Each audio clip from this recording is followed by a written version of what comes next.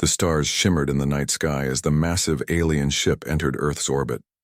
It was twice the size of the International Space Station and shaped like a giant silver disk. News of its arrival spread quickly across the planet. World leaders gathered in emergency meetings while citizens looked up at the sky in fear and wonder. Captain Lisa Martinez stood on the roof of the United Nations building in New York. She watched the alien vessel through her binoculars. At 35 years old, Lisa was one of Earth's top diplomats, known for her calm thinking during tough situations. Her dark hair was pulled back in a tight bun, and her blue uniform was pressed perfectly for this historic day. "Do you think they come in peace?" asked Major John Davis, who stood beside her. John was a tall man with broad shoulders and short brown hair. His military medals shone in the morning sun. "I hope so," Lisa replied, "but we should be ready for anything." 3 days after the ship's arrival, the aliens finally made contact. They called themselves the Galactic Council, a group of advanced species that governed most of the known universe. Their leader, High Emissary Zexistoriak, requested a meeting with Earth's representatives. The United Nations selected Lisa and John to lead the Earth delegation. They would be the first humans to board an alien spacecraft. As they prepared to leave Earth in a special shuttle, Lisa felt both excited and nervous. "Remember," John said as they climbed into the shuttle, "trust your gut. If something feels wrong, it probably is." The journey to the alien mothership took only 20 minutes. As they approached, Lisa marveled at its size. It could hold an entire city inside. The shuttle docked smoothly in a large bay, and the doors opened with a soft hiss. Waiting for them was High Emissary Zextoriak. The alien stood 7 feet tall, with gray skin that seemed to shimmer like metal. It had 4 arms and 3 large eyes that blinked sideways. "Welcome, humans," Zextoriak said, its voice translated through a small device on its chest. "We have been watching your planet for many years. We believe Earth is ready to join our galactic community." Over the next week, Lisa and John attended meetings with various council members. They learned about alien cultures, technologies, and the benefits of joining the Galactic Council. The aliens promised to share advanced medicine that could cure all human diseases. They offered technology that could end Earth's energy problems and clean up pollution. In return, they asked for only one thing.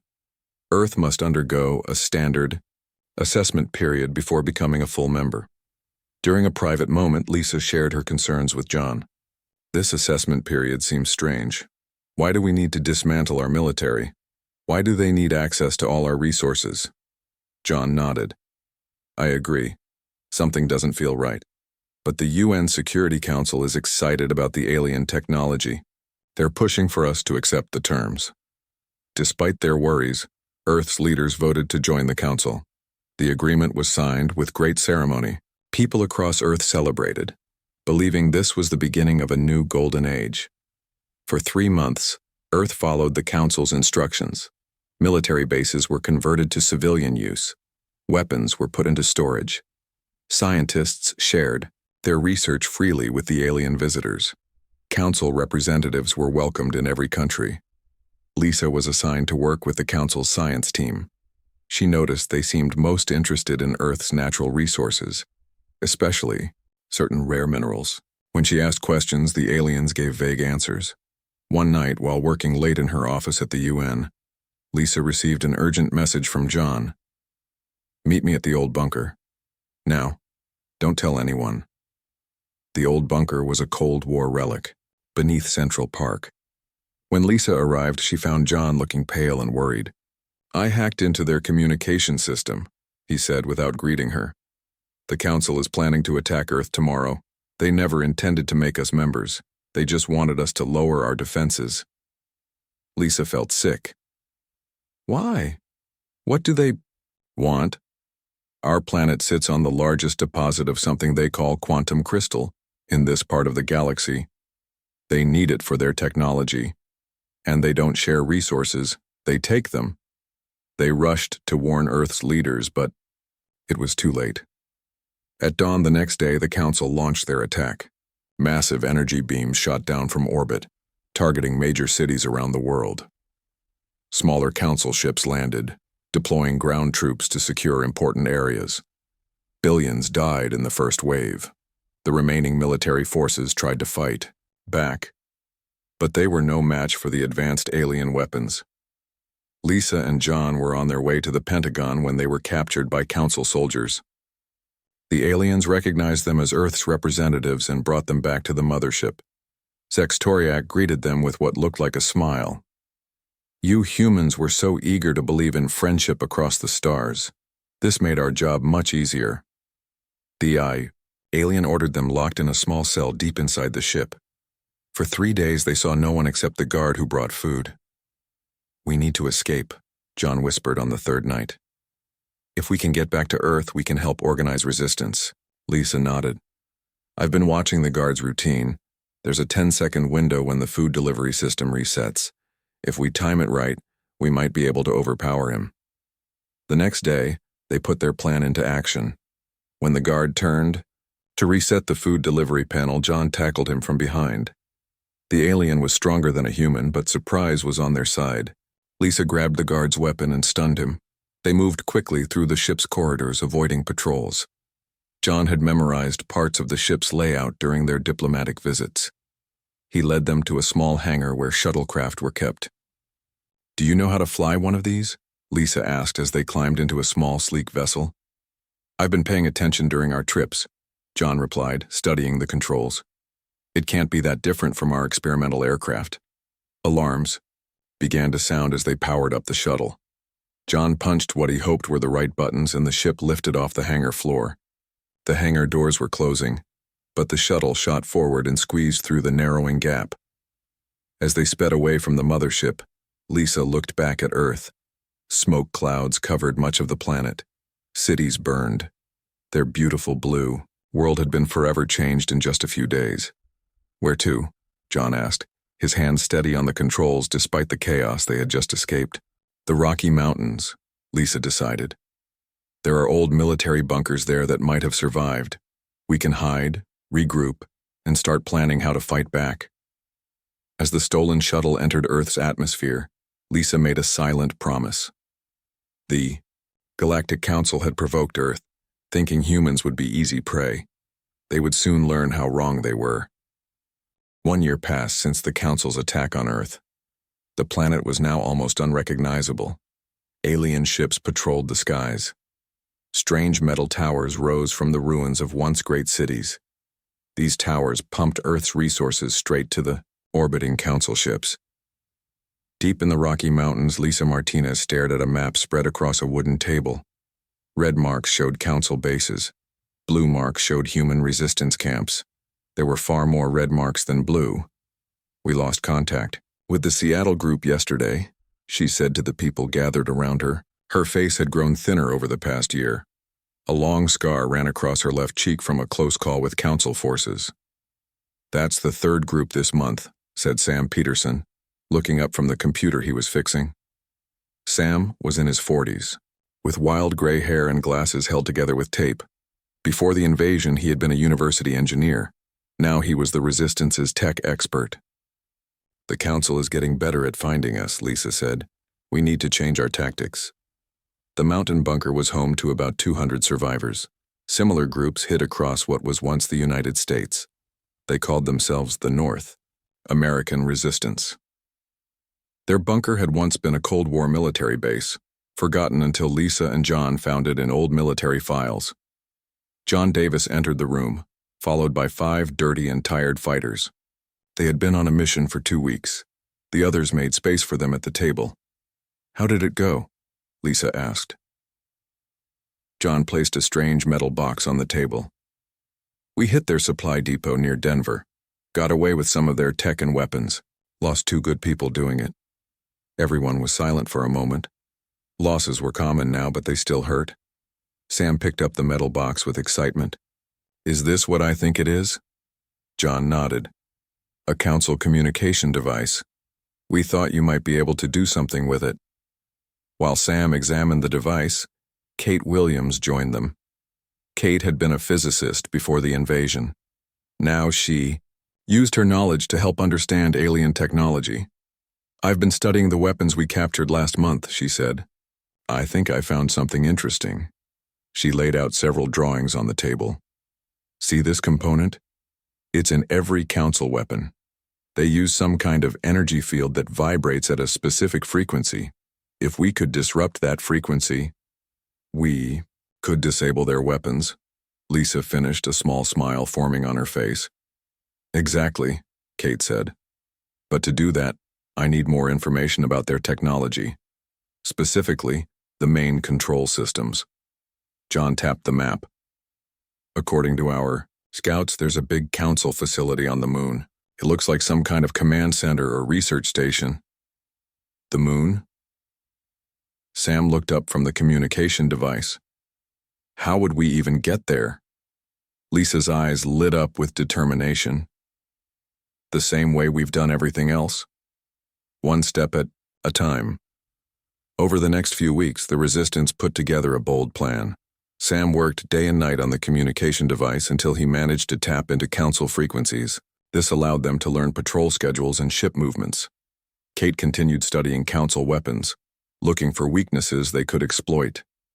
She discovered that the aliens relied heavily on a technology that humans were naturally resistant to. They use psionic fields to control their subjugated species, she explained during a meeting. But for some reason, human brains are wired differently. We can resist much of their influence. I think that's why they attacked us so quickly instead of trying to control us like they did with other species. This information gave the Resistance hope. If humans had one natural advantage over the Council, perhaps there were others to discover. Their chance came when scouts reported a small Council transport ship landing near their old base in Colorado. John immediately organized a mission to capture it. Under the cover of night, 20 Resistance fighters crept toward the landed ship. Council guards patrolled the area, their three-eyed faces scanning the darkness. "Remember," John whispered to his team, "aim for the lower back. That's where their nervous system is most vulnerable." The attack was swift and silent. In less than 5 minutes, all the guards were down, and the team approached the ship. It was smaller than the shuttle Lisa and John had escaped in a year ago, but it would serve their purpose. The pilot, a tall council member, tried to send a distress signal but was stunned before he could complete it. Sam rushed aboard to examine the ship's navigation system. "This is amazing," he said, his fingers flying over the alien controls. "Their navigation data shows everywhere they've been, including—" He paused, his eyes widening. "Including what?" John asked.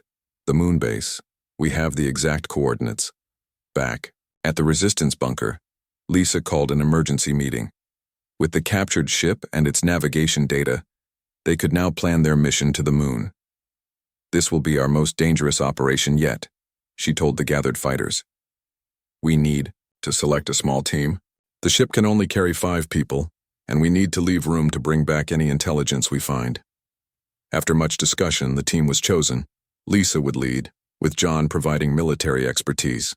Sam would handle any technical systems they encountered. Kate would identify valuable scientific information. And Eric Green, their best pilot, would fly the alien craft. As they prepared for the mission, Lisa found John alone, checking weapons in the armory. "Do you ever think about how different our lives were a year ago?" she asked quietly. John nodded. "Every day. I was planning to retire from the military, buy a small house somewhere quiet. And now we're planning a mission to the moon to fight aliens," Lisa said with a small laugh. "Life takes strange turns," John replied. "But I'm glad you're the one leading us through this one." The day of the mission arrived. The 5 team members boarded the captured council ship, which Sam had modified to mask its identification signal. As Eric powered up the engines, the other Resistance members gathered to watch. "If we don't make it back," Lisa told them, "continue the fight. Remember that Earth is ours, not theirs." The ship rose smoothly into the air and accelerated upward. As they broke through the clouds, they saw the full extent of what had happened to their planet. Large sections of land had been stripped of all vegetation. Massive mining operations scarred the surface, and orbiting above it all was the Council mothership, like a predator watching its prey. Setting course for the lunar base, Eric said, his voice steady despite the danger. As Earth shrank behind them and the moon grew larger ahead, Lisa knew they were crossing a threshold. No longer just fighting for survival, they were taking the battle to the enemy. The first step in humanity's brutal response had begun. The journey to the moon took only 3 hours in the Council ship. Eric guided the vessel carefully, using the stolen navigation data to avoid detection. They approached the dark side of the moon, where the Council had built their base. There, it is, Eric said, pointing at a large structure that spread across a lunar crater. The base looked like a spider web of metal and glass. Lights glowed from various sections. Small ships moved in and out of docking bays. It was much bigger than they had expected.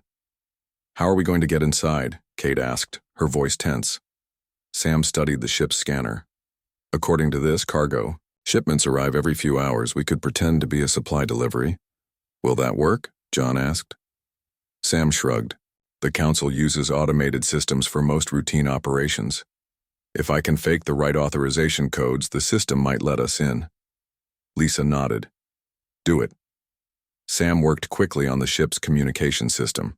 After several tense minutes, he sent out a signal to the lunar base.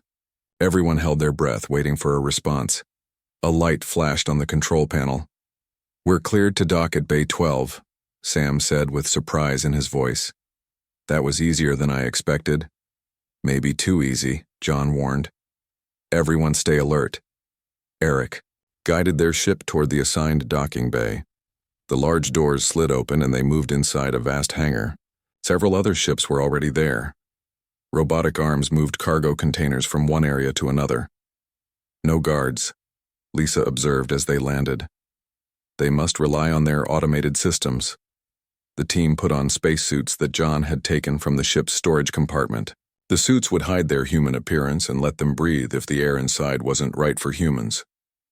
"Remember the plan," Lisa said as they prepared to exit the ship. "We find the central data hub.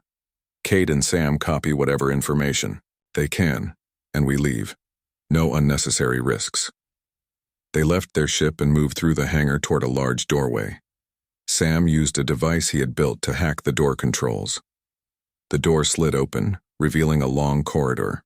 "Which way to the data center?" Lisa asked. Sam checked a small scanner. Energy readings suggest it's 3 levels down. They moved carefully through the corridors, hiding whenever they heard noises. Most of the base seemed to be run by robots and computer systems. The few Council aliens they saw were busy with their own tasks and paid no attention to them. After 30 minutes of careful navigation, they reached a heavily secured door. A sign in alien writing was posted next to it. "This is it," Sam whispered. "The main data center." Getting through the door proved difficult. Sam tried various methods to bypass the security, but nothing worked. "We need authorization from someone with access," he finally admitted. Just then, they heard footsteps approaching. The team quickly hid behind some large containers. A Council officer walked up to the door, pressed his hand against a panel and went inside. "I have an idea," John said. He took out a small device that Kate had designed to disrupt Council technology. "When he comes out, we use this to stun him, then use his access to get inside." They waited nearly 20 minutes before the officer emerged. John activated the device, sending a pulse of energy that made the alien freeze in place. They quickly dragged him behind the containers. Using the stunned officer's hand, they gained access to the data center. Inside, they found row after row of glowing terminals. "This is amazing," Kate said, looking at the alien technology. "Their whole system is based on crystalline computing, much more advanced than ours." Sam connected a storage device he had brought to one of the terminals. "I'm downloading everything I can, but there's so much data here." While Sam and Kate worked, Lisa and John kept watch. Eric explored the room, looking at various displays. "Guys," Eric called out suddenly, "you need to see this." On a large screen was a map of the galaxy. Certain star systems were marked in different colors. "What are we looking at?" Lisa asked. Kate studied the map. I think these are all the worlds the Council has conquered or controls. The different colors must represent different levels of resource extraction or control. Look at this." Eric pointed to another screen showing Earth. They've divided our planet into mining sectors. They're treating it like a resource deposit, not a living world. John's face hardened with anger. How many other worlds have they done this to? Sam, still downloading data, called out from his terminal. According to what I'm seeing, the Council is actually controlled by just 3 species. The rest are conquered and subjugated, just like they're trying to do to us. A sudden alarm blared through the facility. Red lights flashed on the walls. What happened? Lisa asked, reaching for her weapon. Security sweep, Sam said, looking at the terminal. It detected unauthorized access. We need to go, now. Is the download complete? Kate asked. Sam pulled the storage device from the terminal. Got about 70%, it'll have to be enough. They rushed back to the corridor, but already heard the sound of approaching guards. John pointed to a different hallway. This way. As they ran through unfamiliar sections of the base, they passed holding cells. Inside were aliens of different species, many looking thin and tired. Prisoners? Lisa wondered aloud. Or test subjects? Kate suggested grimly. One of the prisoners saw them and called out in a language their translators couldn't understand. But the desperate tone was clear. We can't help them now, John said, pulling Lisa along when she hesitated. If we free them, the whole base will lock down. They finally reached a different hangar bay than the one they had arrived in. Several small ships were docked there. Can you fly one of these? Lisa asked Eric. He examined the nearest ship. They're similar to the one we came in. I think so. Sam worked quickly to override the ship's security, and they all climbed aboard. Eric took the pilot's seat and started the engines. Hangar doors aren't opening, he said as the ship lifted off the floor. Then make an opening, John replied. Eric nodded and activated the ship's weapons. Energy beams shot forward, blasting a hole in the hangar doors. He guided the ship through the opening and into space. We've got company, Kate called out, looking at the scanner. 3 pursuit ships launched from the base. Hold on, Eric said, pushing the ship to full speed. A chase ensued across the lunar surface. Eric used his pilot skills to maneuver between crater rims and rocky outcroppings, trying to lose their pursuers. One Council ship crashed into a mountain. Another fell back after taking damage from debris. The third stayed right behind them, firing energy blasts that rocked their ship. We can't outrun them, Eric said through gritted teeth. We don't have to, Lisa replied. We just need to reach Earth orbit. The Resistance has a surprise waiting. As they approached Earth, John sent a coded signal. Minutes later, several hidden defense platforms that the Resistance had secretly built activated. They fired on the pursuing Council ship, destroying it. It worked, Sam shouted with excitement.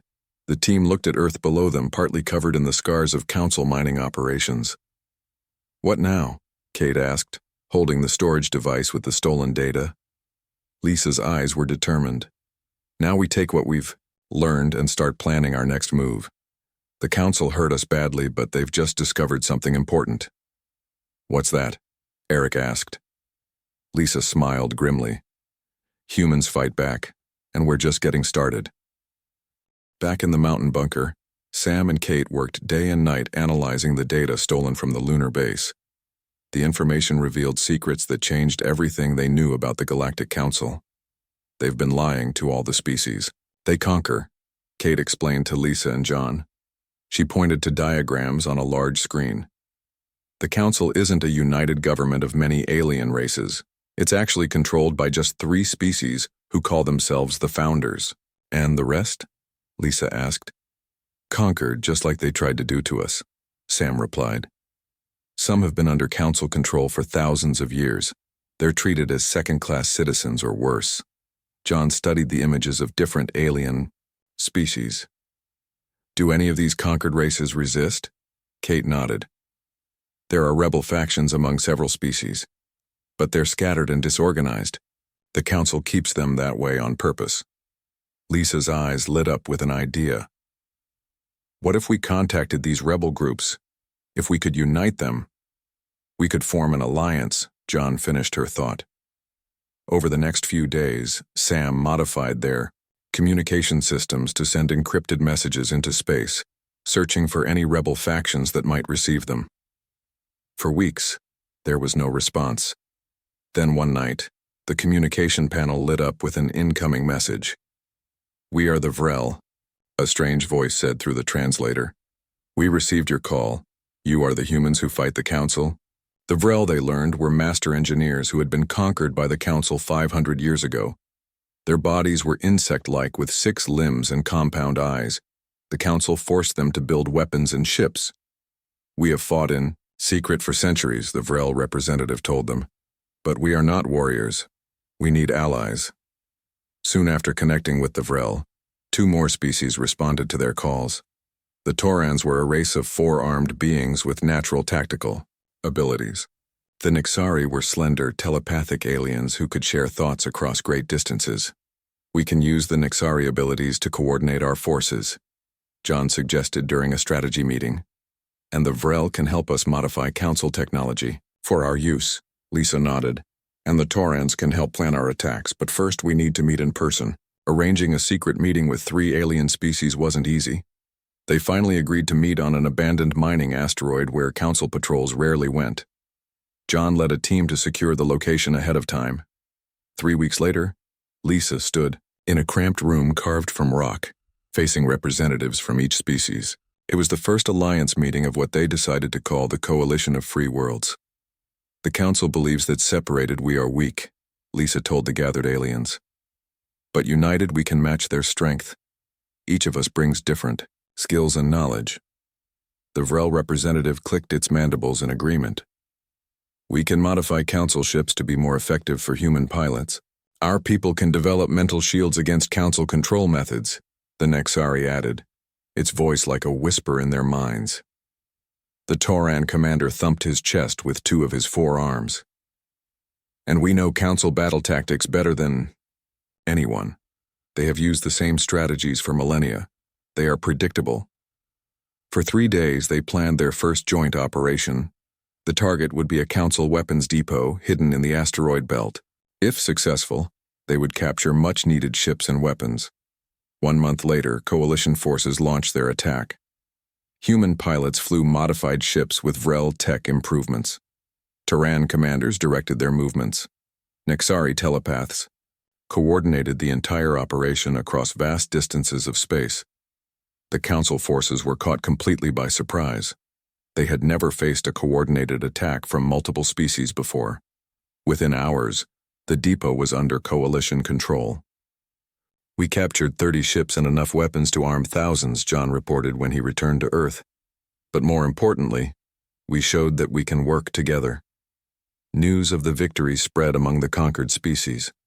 More rebel groups reached out to join the Coalition. With each new ally came new knowledge, technology, and fighters. Back on Earth, the resistance grew bolder.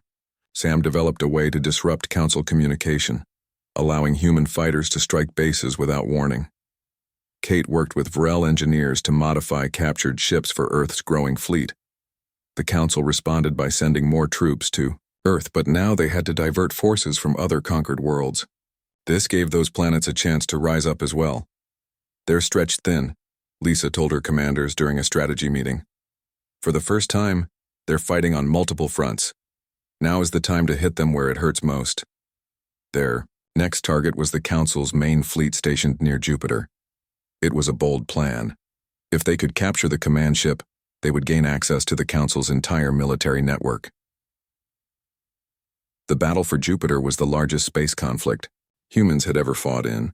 Hundreds of ships from Earth and their alien allies faced off against the Council's regional fleet. John led the assault team that boarded the command ship. Fighting was intense as they pushed through corridors toward the bridge. Human soldiers fought alongside Tauran warriors. Nixari telepaths confused the Council defenders. Vrel engineers bypassed security systems. After 6 hours of fighting, John's team reached the bridge. The Council Admiral, a tall being from one of the founder species, watched in disbelief as humans stormed his command center. "Impossible," the Admiral hissed. "You are primitives. You should have surrendered." "Humans don't surrender easily," John replied as his team secured the bridge. You should have learned that before attacking our world. With the command ship captured, the tide of battle turned. Council ships, cut off from central coordination, retreated or were captured. Within 2 days, the entire Jupiter fleet was under coalition control. The captured command ship contained valuable intelligence, the locations of Council homeworlds, defense codes, communication frequencies, everything they needed to plan their next move. As Lisa reviewed the captured data, she found something disturbing. They're assembling their elite fleet, she told the others. The Purifiers. They're bringing them to our solar system to crush the rebellion once and for all. How many ships? John asked. Over 1,000, Lisa replied grimly. More than we've ever faced. Sam looked worried. Can we stop that many? Lisa stared at the tactical display showing the approaching Council armada. We have to. Because if we don't, they won't just occupy Earth this time. They'll destroy it completely to make an example for other worlds. The coalition forces gathered near Saturn to make their stand. It would be the battle that determined not just Earth's fate, but the future of all species who fought for freedom from Council rule. As the massive Council fleet approached, Lisa sent a message to all coalition ships. Remember why we fight. For our homes, for our future, for all free peoples. Today we show the Council that their reign of terror is coming to an end. The coalition fleet waited in Saturn's rings, using the ice and rocks to hide their ships. Lisa stood on the bridge of their largest vessel, a former Council command ship now called Defiance. Officers from Earth and their alien allies worked at various stations around her. The Purifier fleet will arrive in 30 minutes, John reported, joining her at the main viewing window. All our ships are in position. Lisa nodded. And the special weapon? Sam and the Vrel engineers finished it just in time. It's ready. The special weapon was their best hope. Using the weakness Kate had discovered in Council technology, Sam and the Vrel had built a device that could disrupt the energy fields that powered Council weapons, but it had never been tested on such a large scale. What if it doesn't work? Lisa asked quietly, so only John could hear. Then we fight anyway, he replied. To the last ship if necessary. The bridge fell silent as the massive Council fleet emerged from hyperspace. Over 1,000 ships of various sizes appeared, with one enormous vessel at the center. It was at least 5 times larger than any ship they had ever seen. The Purifier Command, a Toran officer said, pointing at the massive ship. It carries the High Commander of the Founder Forces. Lisa took a deep breath and opened a channel to all coalition ships. This is Admiral Martinez. Remember the plan. Let them come to us. Wait for my signal to activate the disruptor. Good luck to us all. The Council fleet moved toward Saturn in perfect formation. As they drew closer, a message came through on all frequencies. Attention, rebellious forces, a cold voice announced. This is High Commander Zek Thule of the Galactic Council. Your resistance is unprecedented but futile. Surrender now, and some of you may be permitted to live as servants. Resist, and all your worlds will be reduced to ash. Lisa looked at John, who nodded. She pressed a button to respond. This is Admiral Lisa Martinez of Earth and the Coalition of Free Worlds. We reject your offer. We've seen how you treat those who surrender to you. Today, you will learn that freedom cannot be crushed by force. The Council fleet opened fire. Energy beams streaked toward the coalition ships hiding in Saturn's rings. But at Lisa's command, their ships scattered in a pattern the Taurans had designed specifically to confuse Council targeting systems. Bring us closer to their command. Ship, Lisa ordered. We need to be within range for the disruptor to work. The battle was fierce. Ships exploded on both sides. The coalition forces fought with desperate courage, but they were outnumbered. We're taking heavy damage, John reported as the ship shook from a direct hit. Shields at 40%. Just a little closer, Lisa insisted.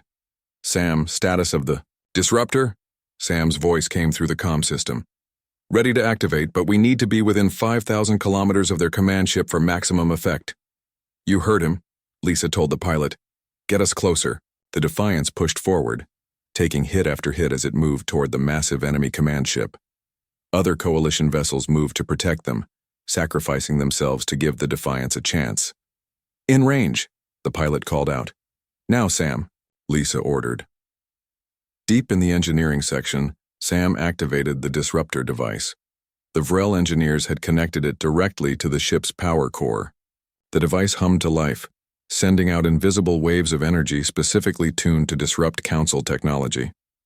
For a moment, nothing seemed to happen. Then, across the battlefield, Council weapons began to flicker and fail. Their ship's shields weakened. Their engines stuttered. "It's working," John shouted.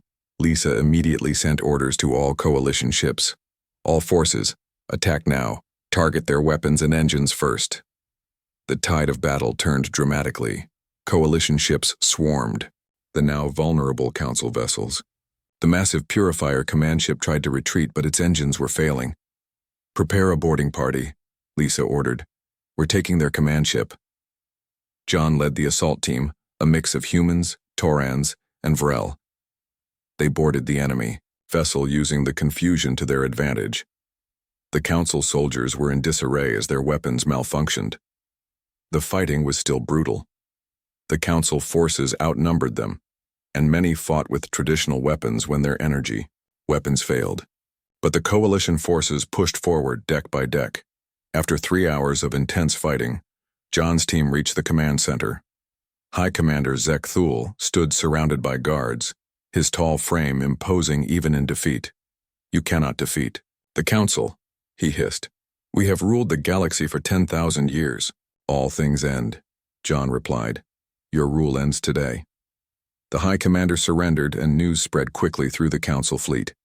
Without their command ship, and with their weapons failing, most Council vessels surrendered as well. Those that tried to escape were captured or destroyed. The battle was over. Against all odds, the Coalition had won. 2 weeks later, Lisa stood in a large chamber aboard the captured Purifier command ship. Representatives from all Coalition species gathered around a round table. Across from them sat delegates from the 3 founder species, including the captured High Commander. "These are our terms," Lisa said, her voice firm. "The Galactic Council, as it exists, will be dissolved. All occupied worlds will be freed. A new Galactic Federation will be formed where all species have equal representation and rights." "And if we refuse?" Zek Thule asked, though his tone suggested he knew the answer. "Then we continue the war," Lisa replied. "But now we have your ships, your technology, and the support of dozens of formerly conquered worlds. How do you think that will end?" The Council representatives conferred among themselves. Finally, Zek Thule spoke. "We accept your terms. The Council will dissolve." The signing of the new Galactic Charter took place 1 month later on Earth. It was a symbolic choice. The planet that had been invaded was now host to the birth of a new era of cooperation. As Lisa signed her name to the historic document, she thought of how it all began. The Council had attacked Earth thinking humans would be easy to conquer. Instead, they had sparked a revolution that changed the galaxy forever. After the ceremony, Lisa found John looking out a window at the rebuilt city of New Denver. Where Council mining operations had once scarred the land, new buildings rose, many incorporating alien technology freely shared among Federation members. "Did you ever think we'd get here?" John asked as she joined him. Lisa shook her head.